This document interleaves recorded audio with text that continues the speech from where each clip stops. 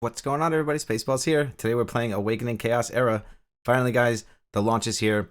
Well, the soft launch is here. It's not fully out yet. I will put the link down below if you guys haven't downloaded this game yet.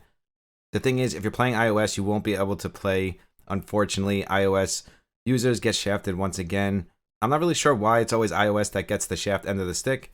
But if you only have an iOS device, you won't be able to play Awakening quite yet. But it will be fully released on January 11th. So that is good news. You will be a little bit behind, but you'll be able to catch up. It'll be out in less than, I think, 6 weeks from now.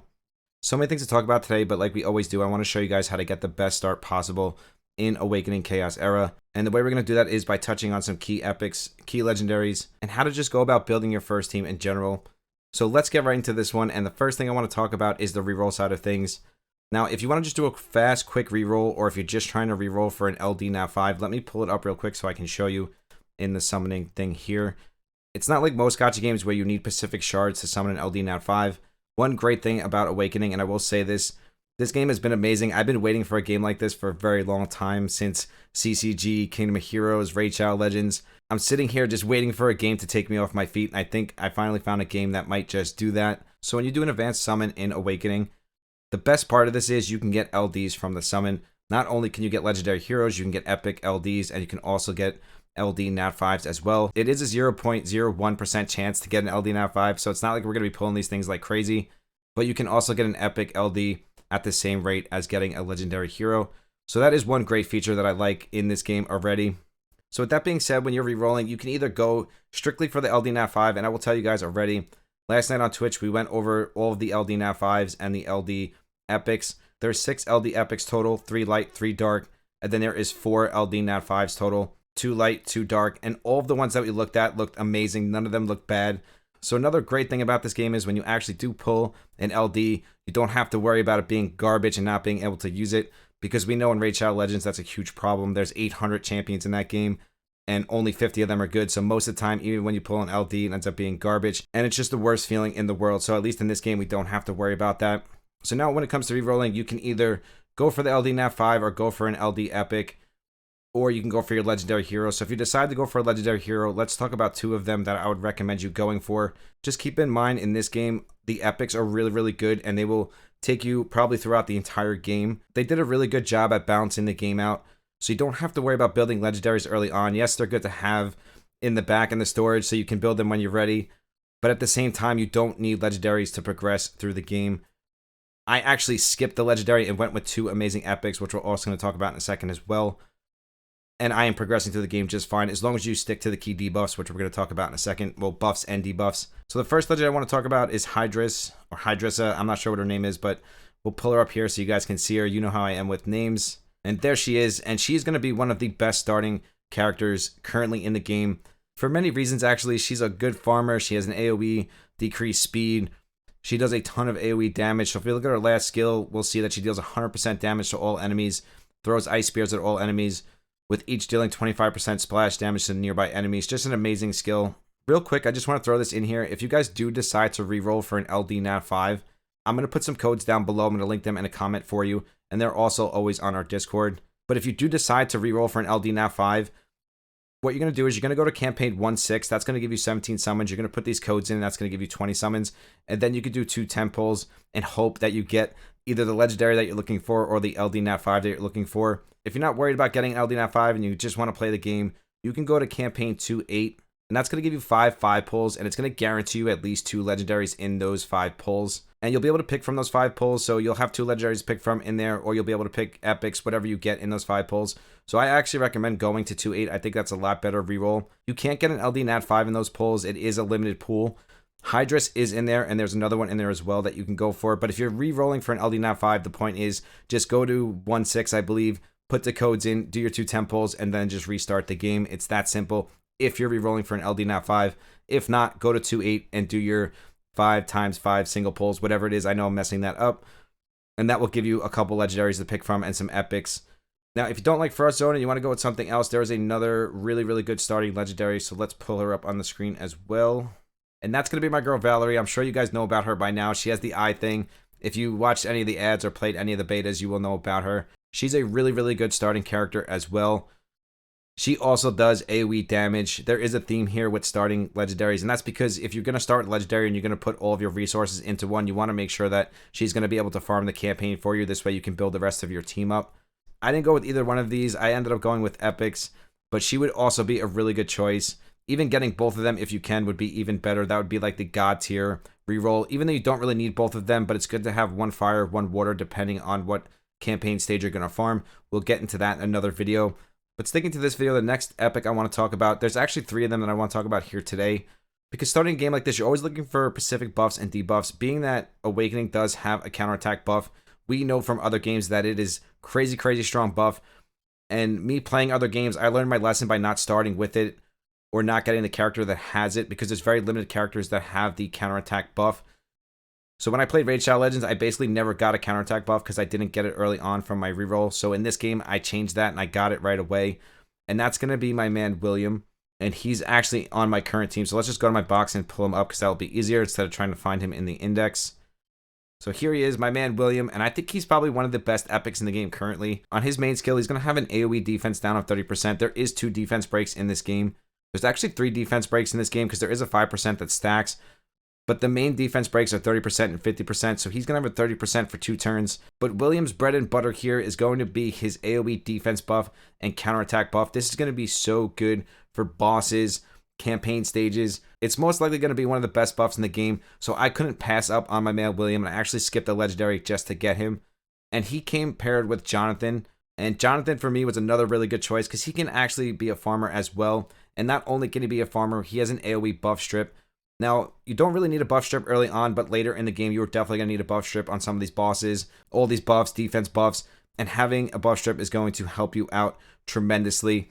And not only does he have the buff strip, he has a silence, and he also does massive AoE damage as well, and he also puts an attack buff on himself. So Jonathan, again, another fantastic epic. The one thing I'm noticing, a lot of the really good epics are water, so my team ended up being all water, which can be a problem going through some of the stages, especially boss stages, because element definitely matters in this game. So if you're the off element, just like in Summoner's War, Raid Shadow Legends, Calibria, Crystal Guardians, going all the way back to Kingdom of Heroes, element's always going to be important, because if you're not the dominant element, or at least not the weak element, you won't be critting and stuff like that.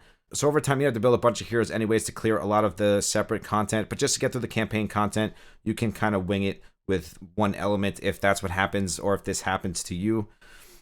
Now, outside of these 2 epics, there's another epic that I want to touch on, and I'm mad at myself for not getting this epic as well.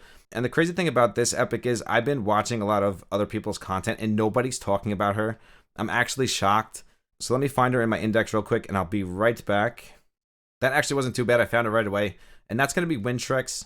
Every one of these gacha games has one of these characters where we're going to have an AoE attack up and speed up. The beauty of this game is we get an epic. This is kind of a double-edged sword, because getting the epic's not as easy as getting a rare or a common. In a lot of other gacha games that we played, it's always been a rare. The problem with it being a rare is when you get late game and you get into PvP content, a rare will fall off and most likely won't be usable in endgame content. The fact that this is on an epic hero, you'll be able to use this forever. She'll be a part of your teams for many, many years to come, or however long you end up playing Awakening Chaos Era. Every single summon I do right now, I'm praying to get Wintrix. She's going to make my team complete. She's going to make PvP content, PvE content. She's just going to make everything easier because of what she brings to the table. Again, in a turn-based gacha game like this, getting the first turn in PvP especially is always going to give you the upper hand, and it's just one of the best buffs in the game, and it just makes your team just do more damage, move faster. And this game actually also has dodge and agility, so I think there's going to be a lot more to the speed meta, but we'll get into that in another video as well.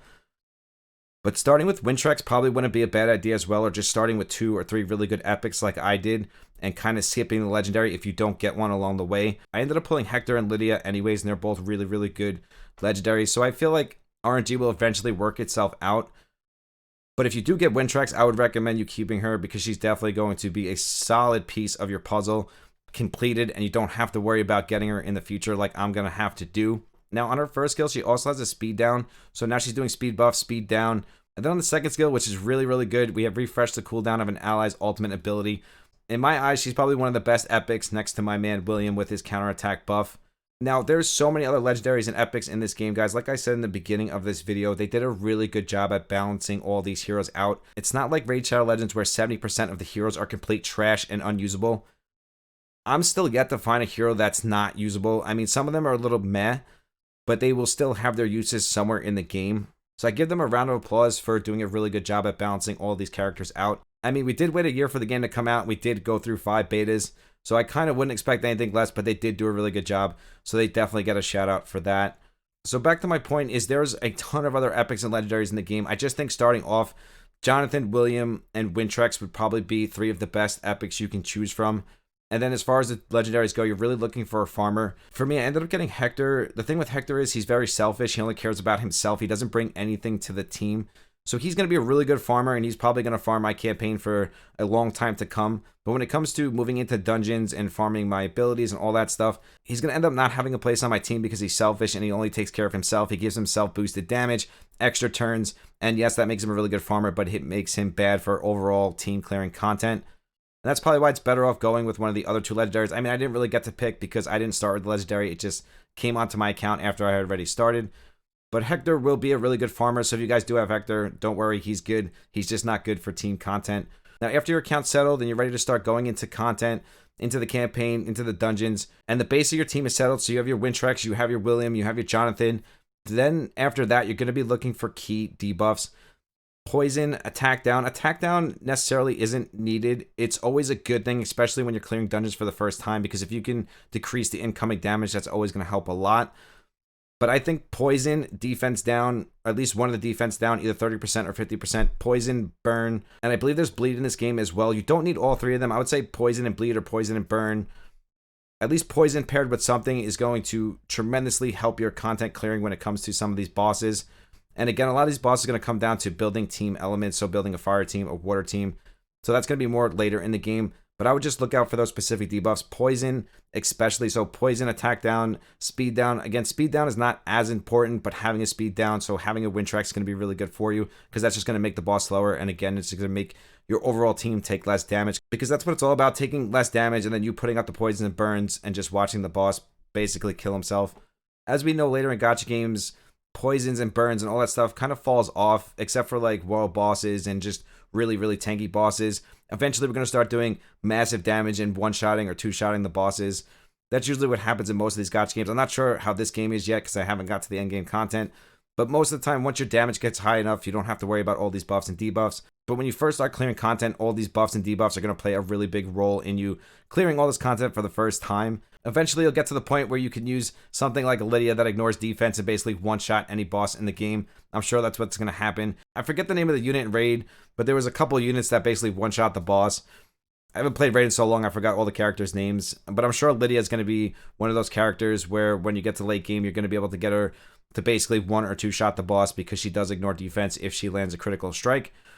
So right now, early on, Lydia's kind of useless for me. I'm not even sure why I 5-star her because I'm not really getting much use out of her right now because I can't get her to crit that much because I can only get 53% plus 8% crit rate on her. So that's 61%, I believe, quick math in my head. And she's still not critting a lot, especially if she's off element. So having those poisons, those burns, attack down, speed down is going to be key in clearing some of these dungeons for the first time. I'm going to get more into death videos, into team building, all that stuff. I just wanted to give you guys a general guide on how to start off with your account, reroll, and all that great stuff. If you guys have any questions, of course, comment down below. I'd love to hear what you guys have to say. I'd love to answer your questions. Let me know how the game is going, if you're enjoying it, what heroes you started with. I'd love to hear what you guys have to say, so comment down below and let me know what you're thinking. We have the sub celebration going on, and that video is linked down below. Just go down there, click it. It'll show you how to join the giveaway. Hope to see you guys in that giveaway so I give you guys some awesome prizes. If you guys want to follow me on Twitch and Discord, those are always linked down below. We do 2 monthly giveaways on Discord, random giveaways on Twitch. If you want to be a part of the random giveaway that we do here on YouTube, all you do is sub to the channel, like and comment on my past 10 videos, and I will automatically enter you to the random giveaway. I truly do love each and every single one of you. I will see you in the next one. Spaceballs out. Peace.